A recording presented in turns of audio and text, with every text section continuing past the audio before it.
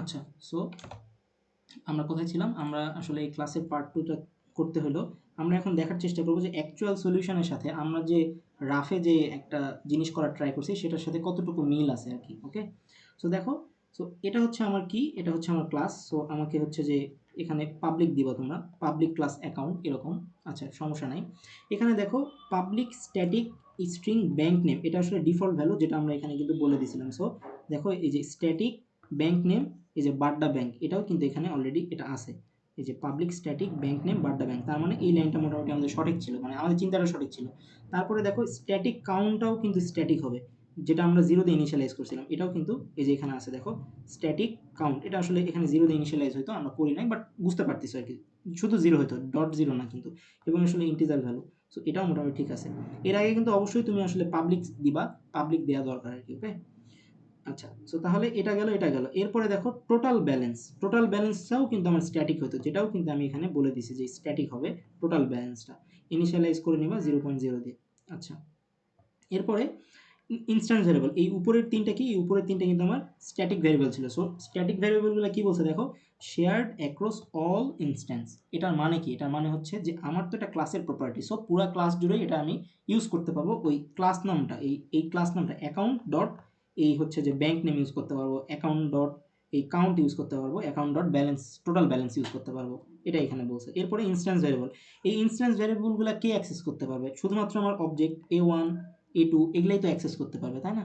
আমি কিন্তু মেমোরিতে ওইটাই কিন্তু বুঝাইছি যে এই জিনিসগুলো আমার এই A1 এর নিচে এই নেম, অ্যাড্রেস, ব্যালেন্স এই তিনটা কিন্তু স্টোর থাকবে। A2 এর ক্ষেত্রেও নেম, অ্যাড্রেস, ব্যালেন্স এই তিনটা স্টোর থাকবে। বুঝতে পারলাম?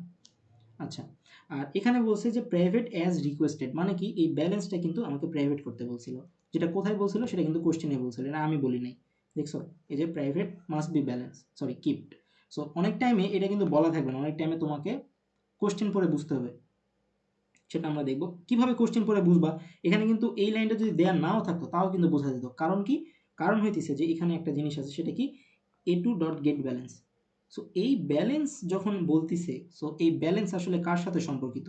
এই যে টাকা যে রাখছে এটার সাথে, তো এটা কি? এটা একটা ব্যালেন্স। সো আমি গেট ব্যালেন্স চাচ্ছি, এখানে 2000 রাখছে, তাই আমি 2000 পাইছি এখানে। তার মানে আমি মোটামুটি বুঝতে পারতেছি, যেহেতু সেট ব্যালেন্স গেট ব্যালেন্স বলছে, আবার সেট ব্যালেন্সে 2000 রাখছে, তার মানে এই যে অ্যামাউন্টটা এটা যার সাথে যোগ হবে সেটা আসলে প্রাইভেটই হবে। আদারওয়াইজ এটার তো কোনো পারপাস ছিল না সেট ব্যালেন্স গেট ব্যালেন্সের দেওয়ার, রাইট? মানে লজিক্যাল তো, তাই না? হ্যালো? জি ভাইয়া। হ্যাঁ হ্যাঁ, ভাইয়া। ওকে, তাহলে আমরা এটার বুঝলাম যে কোশ্চেনে যদি ব্যালেন্সটা নাও বলা থাকতো তাও তোমাকে এখানে প্রাইভেট দিয়ে শুরু করতে হতো।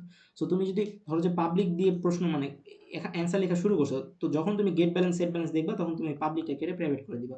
এটার উপরেও কিন্তু ফ্যাকাল্টি মার্ক, কারণ এটা বোঝাটাই তো একটা কোশ্চেনের পার্ট, তাই না? তারপরে দেখো কনস্ট্রাক্টর, কনস্ট্রাক্টরের ক্ষেত্রে আমি বলছিলাম দুইটা স্ট্রিং থাকবে, দেখছো এখানেও দুইটা স্ট্রিং আছে। এই যে কনস্ট্রাক্টরের ক্ষেত্রে আমরা দুইটা স্ট্রিং দিয়েছিলাম ডিজাইন করে, সেটা রাখছি।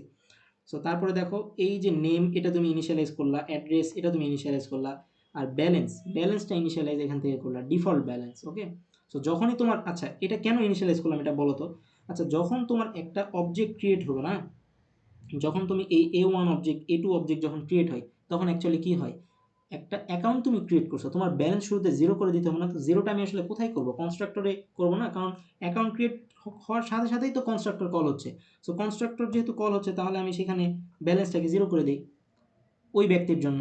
মানে তার মানে কি মেমোরিতে আমার, তাহলে মেমোরিতে আমার এই জিনিসপাতিগুলো চলে আসবে না? বুঝতে জি পারছো? ভাইয়া। এবং এই যে আমি যে একটা অ্যাকাউন্ট ক্রিয়েট করছি A1, তো সেটা একটা কাউন্ট নেওয়ার জন্য এখানে কাউন্ট প্লাস প্লাস দিলাম, তাহলে ইনক্রিমেন্ট টোটাল অ্যাকাউন্ট কয়টা অ্যাকাউন্ট ক্রিয়েট হয়েছে সেটা।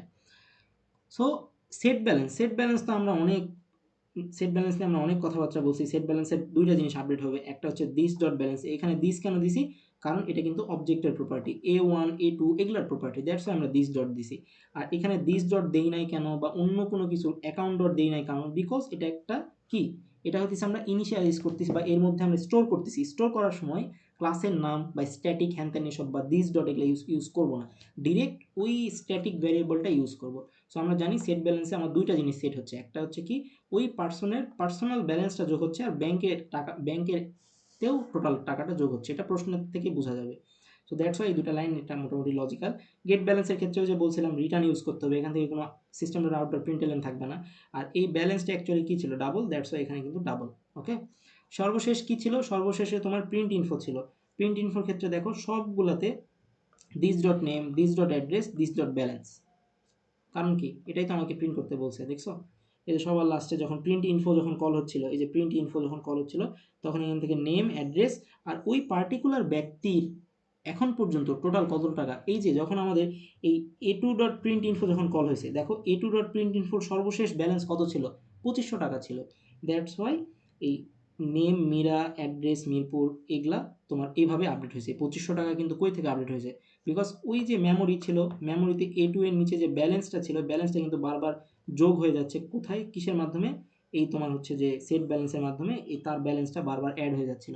এবং ফাইনালি আমি দেখো দিস ডট ব্যালেন্স দিছি। দিস ডট কেন দিছি, কারণ আমি চাইতেছি ওই যে আমার যে মেমোরির বাক্স আছে, বাক্সর যে A2 আছে, ওই A2 থেকে ডিরেক্ট এখানে চলে আসুক, দিস করে চলে আসুক। বুঝতে পারছো? সোফার তাহলে আমরা যে মানে কোশ্চেনটা পড়ছি, কোশ্চেন পড়ার আগে কিন্তু আমরা এই জিনিসপাতিগুলো কখনোই জানতে পারতাম না। অ্যান্ড কোশ্চেন পড়ে আমরা এই জিনিসগুলো রাফ করে নিছি। এখন এই রাফটা করতে তোমার সর্বোচ্চ কয় মিনিট লাগবে, লাগলো ধরো যে 6 মিনিট লাগলো। বাট এই রাফটা যদি এখন থাকে, এখন তুমি যে ক্লাসটা ডিজাইন করবা সেটা কি তোমার 6-7 মিনিটে বেশি লাগবে? কখনোই লাগবে না। সো শুরুতেই রাফ করতে তোমার প্রেশার লাগবে, তোমাকে পরবর্তীতে এই রাফ থেকে অ্যাকচুয়াল ডিজাইন করতে তোমার কিন্তু মানে 5-6 মিনিটের বেশি লাগবেই না অ্যাকচুয়ালি, কারণ আমরা এই রাফেই সমস্ত কিছু মোটামুটি লিখে ফেলবো যে কোন মেথডের মধ্যে কী কী থাকবে। সোফার তাহলে আমরা এটাও দেখলাম, এটাও দেখলাম। সো আমি একটা কাজ করি, এই জিনিসটা কপি করি, কপি করে আমি এটাতেই রেখে দিই, এটা আমি শেয়ার করে দিবনি, তাহলে তোমরা ওখানে অনেক কিছু আছে, এগুলো কিন্তু একটু দেখে নিও।